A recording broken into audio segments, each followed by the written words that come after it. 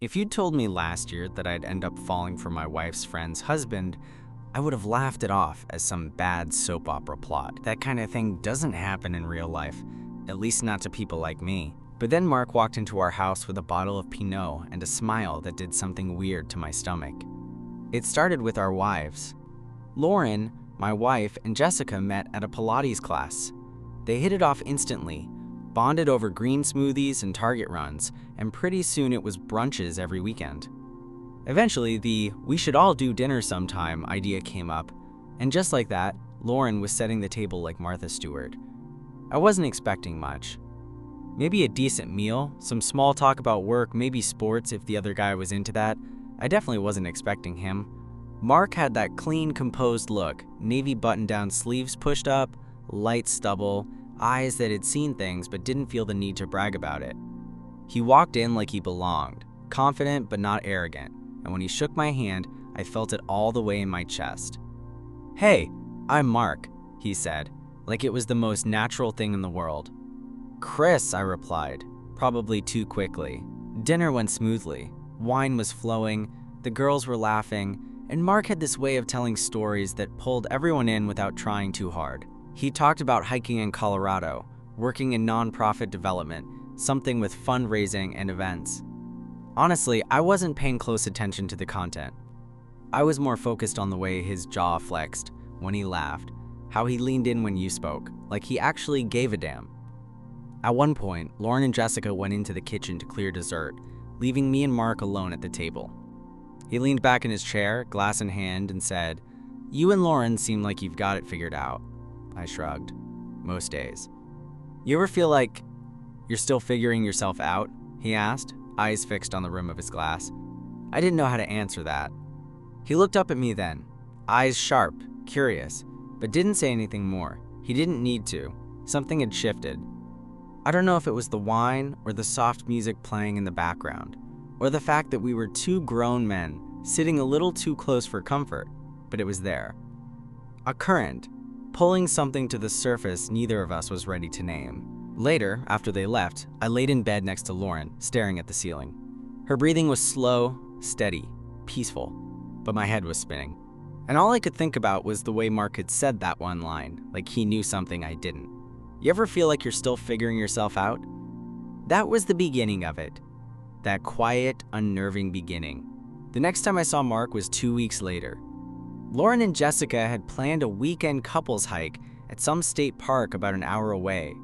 Lauren was excited. I was less so. I'm not much of a let's sweat in the woods together kind of guy. But when we pulled into the gravel parking lot and I saw Mark leaning against the back of their SUV, tossing a water bottle in the air like some REI model, I felt something tighten in my chest that had nothing to do with hiking.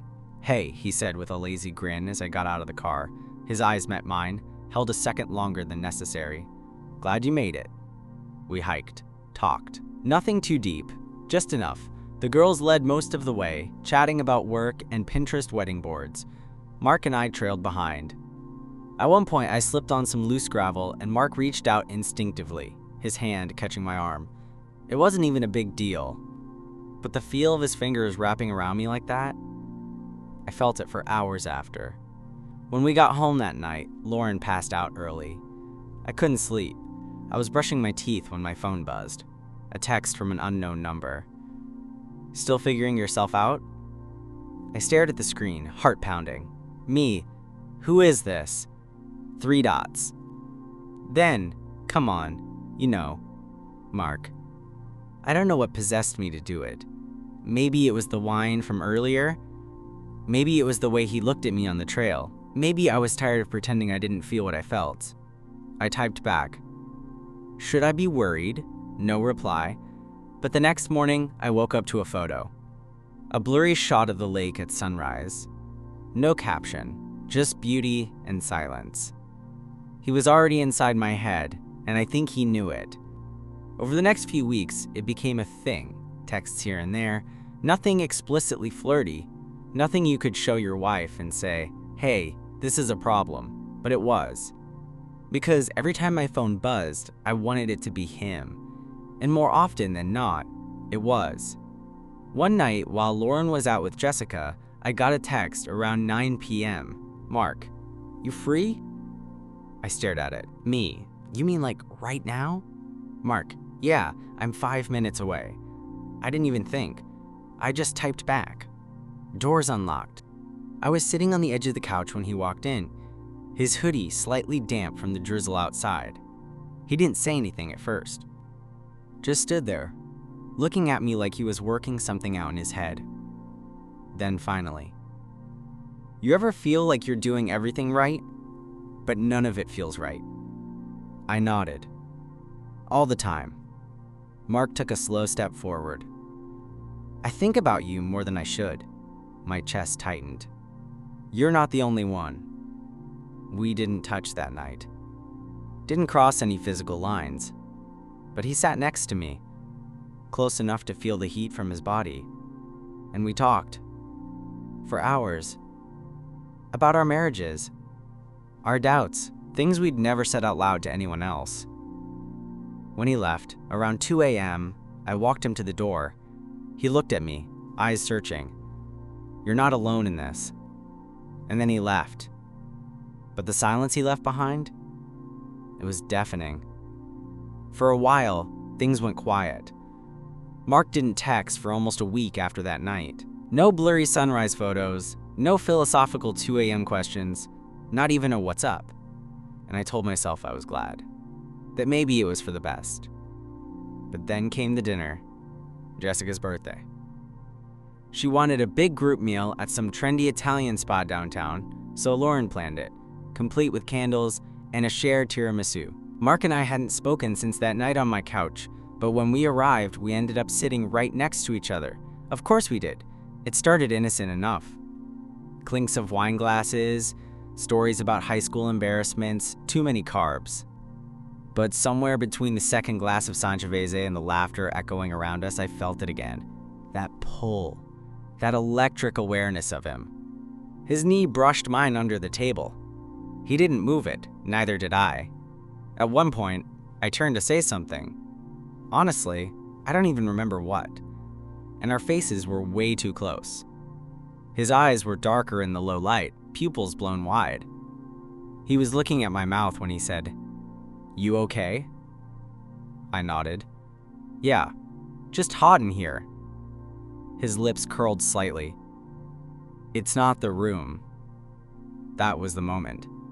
Everything else blurred out. The clatter of silverware, the laughter, even Lauren beside me talking to Jessica. It all faded into the background. I excused myself to the bathroom, not because I had to go, I just needed to breathe. 10 seconds later, the door opened behind me.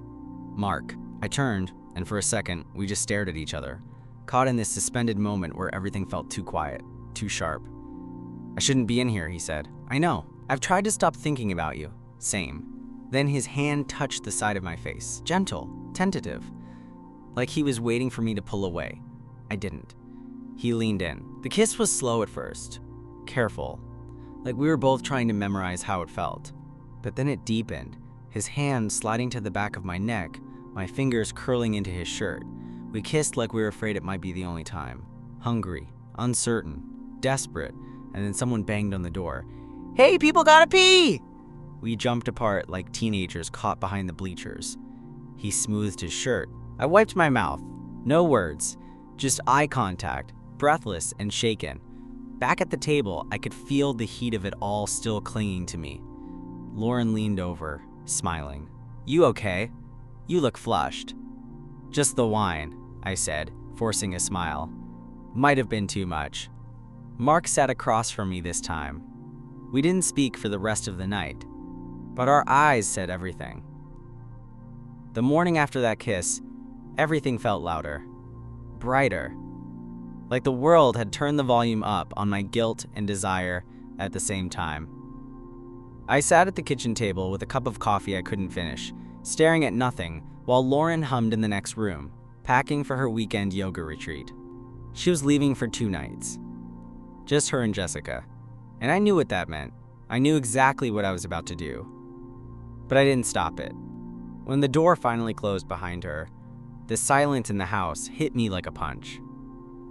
I stood there, still holding my mug, heart thudding in my chest. It didn't take long. Mark's message came maybe 15 minutes later. "Mark, she's gone?" I didn't reply. I didn't have to, because 5 minutes after that, I heard a car door slam outside.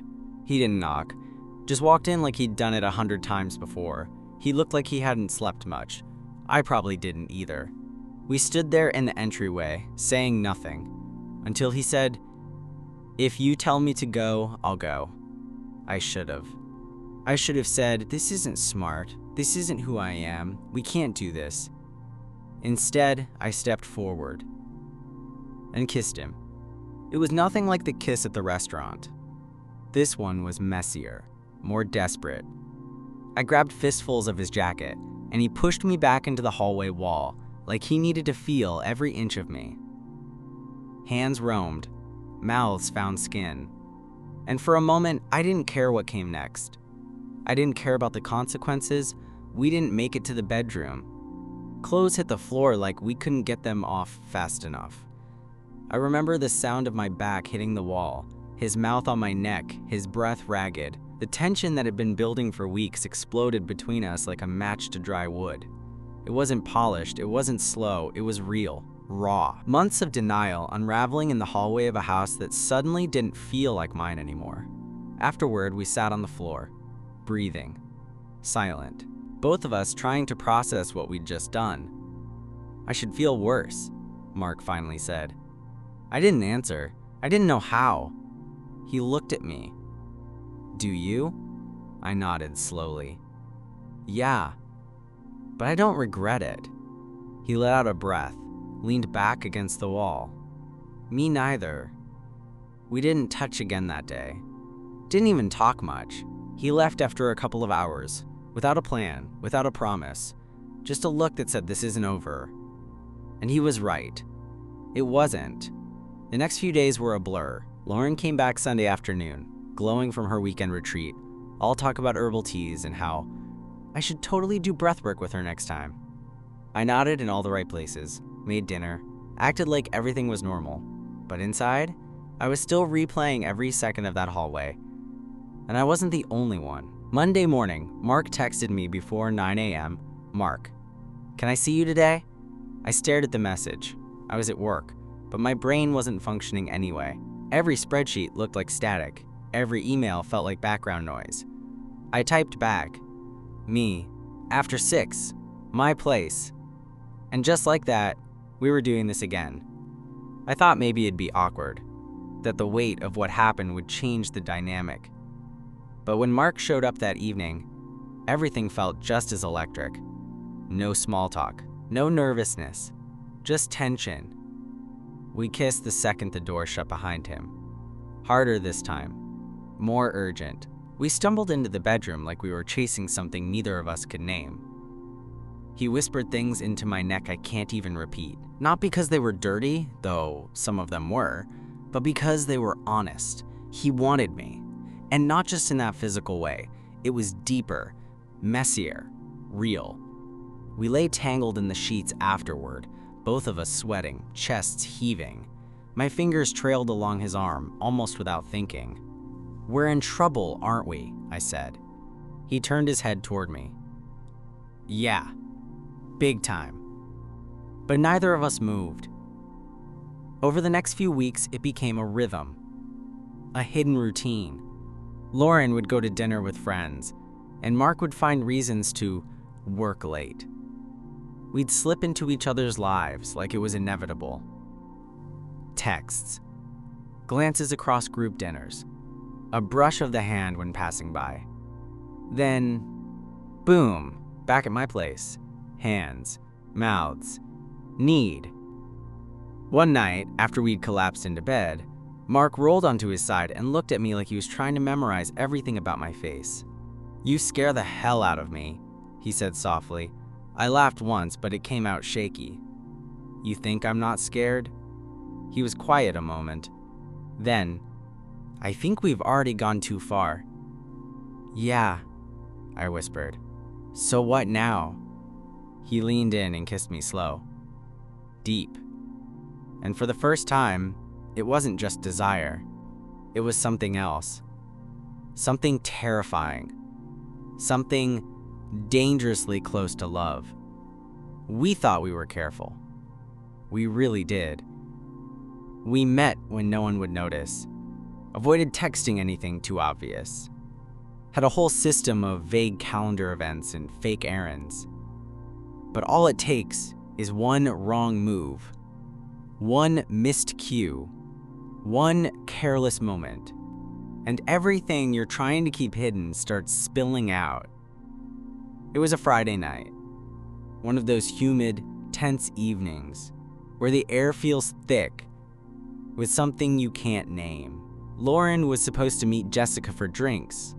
Mark and I didn't plan anything, but somehow we both ended up parked outside the same convenience store. He got in my car without a word. We drove for 20 minutes in silence before I pulled into an empty parking lot behind an office building. No one around. Nothing but our breath fogging the windows. He leaned over, hand on my thigh, and I didn't stop him. The kiss was deep. Familiar. Like we'd done it 1,000 times. And then, a knock on the window. We both jerked away, breath caught in our throats. Outside the passenger door was a woman holding a paper bag, her expression frozen somewhere between confusion and realization. Jessica. Jessica! She didn't say anything, just turned around and walked back to her car. Mark's face went white. Shit, he breathed. Shit, shit, shit. I stared at the dashboard, every nerve in my body on fire. She didn't see clearly, I said, but it was useless. We both knew she did. Jessica didn't say anything to Lauren that night, but the damage was done. The air shifted. Our wives were suddenly quieter around us, their laughter tighter, the small talk more forced. Jessica wouldn't even make eye contact with me. Mark texted me that night. Mark, it's starting. I didn't reply. Over the next week, everything felt like a countdown. Lauren asked questions she never used to. Where were you? You've been distracted lately. Are you okay? I lied. A lot. But I could feel the truth pushing at the edges. Like it was just waiting for the perfect moment to rip everything apart. Then it happened. Lauren found a text. One I missed deleting. It wasn't even that explicit. Just something simple. From Mark. I miss the way you sound. She came into the bedroom, holding my phone. She didn't say anything for a long time. Just stood there, staring at me. Is this what I think it is? My throat closed. I couldn't lie. Not now. I nodded. She sat down on the bed slowly. Mark? I nodded again. Tears welled in her eyes, but didn't fall. She looked broken.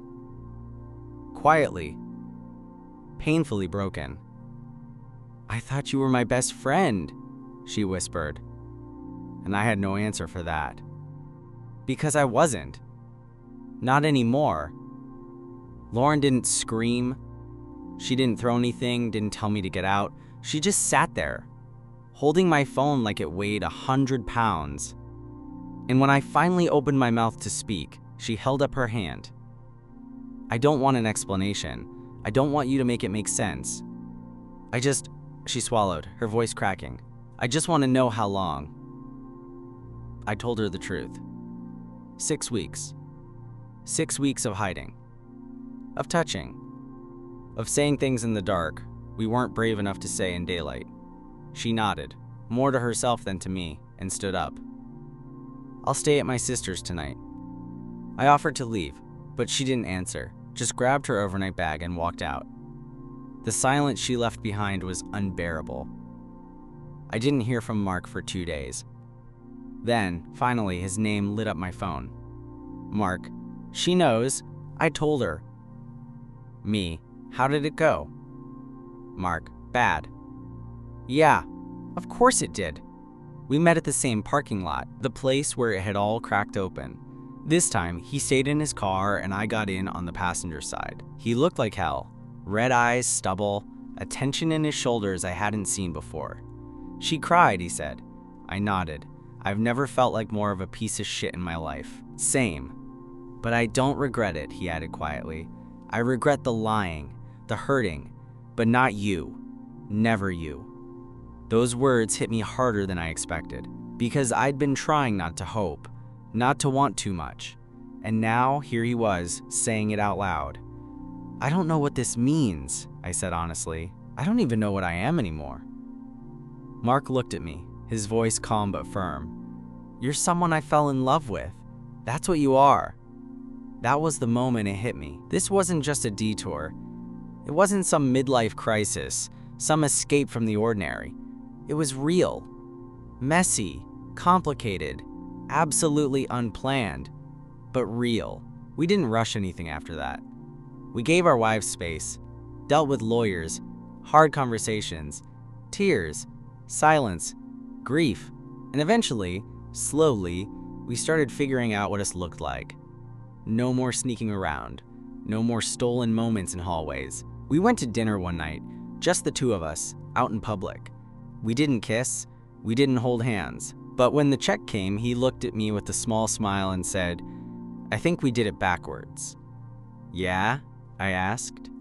Yeah, he said, but I still want to get it right, and I did too.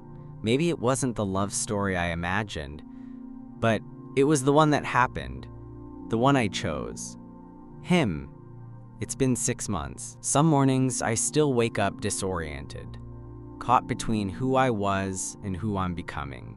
I reach for my phone before I even open my eyes, out of habit, expecting some unread message from a life that doesn't exist anymore, a brunch text thread from the couples group, a reminder about Jessica's birthday dinner, a grocery list Lauren used to send me during work meetings. But then I roll over, and he's there, Mark, asleep most days, one arm stretched across the bed like it's always been mine.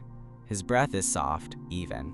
That small line between his brows, something I used to only see when he was frustrated, is gone.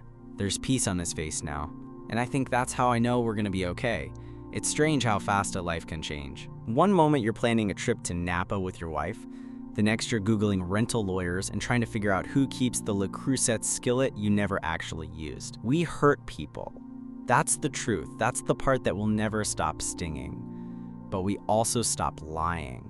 To them, to ourselves, to each other, and that matters. It wasn't easy. The fallout was brutal. Jessica stopped speaking to either of us. Lauren tried at first, civil, polite, overly composed. But by the second mediation, she couldn't even look me in the eye. And maybe that's fair. Maybe I took something from her I can't ever give back. I think about that a lot. And I think about how easy it would have been to walk away from Mark too. To chalk the whole thing up to a crisis. A mistake. Say it was lust. Say it was confusion. Run. But I didn't. He didn't either. We went slow. Careful. We didn't move in together right away. He got a place downtown. I stayed in the suburbs for a while, needed the quiet, needed the space. We met halfway. Every week, on park benches. At new restaurants. Once at a pottery class he hated, and I was weirdly good at. We talked more in those 3 months than I did in 5 years of marriage. We asked real questions. What does this look like long term? Are we out? Who knows? Who do we tell? What do we owe our pasts? And the biggest one, how do we forgive ourselves? It's slow work, but it's honest. Now, we share an apartment in a quiet neighborhood with too many coffee shops and not enough parking. There are toothbrushes side by side, a towel he always forgets to hang, a dog bed we bought for a rescue we haven't adopted yet. I make coffee, he kills houseplants. Sometimes I catch him watching me when he thinks I'm not looking. That same look he gave me at our first dinner together, like he saw something in me I hadn't figured out yet. I asked him once, late one night, "Do you miss it? The old life?" He didn't answer right away, but then he turned to me, eyes serious. "No," he said, "because this is the first time it feels like I'm really living." And I knew exactly what he meant. We didn't start the right way. We made mistakes. But what we have now, it's real, it's messy, it's honest. And for the first time in my life, I'm not pretending anymore.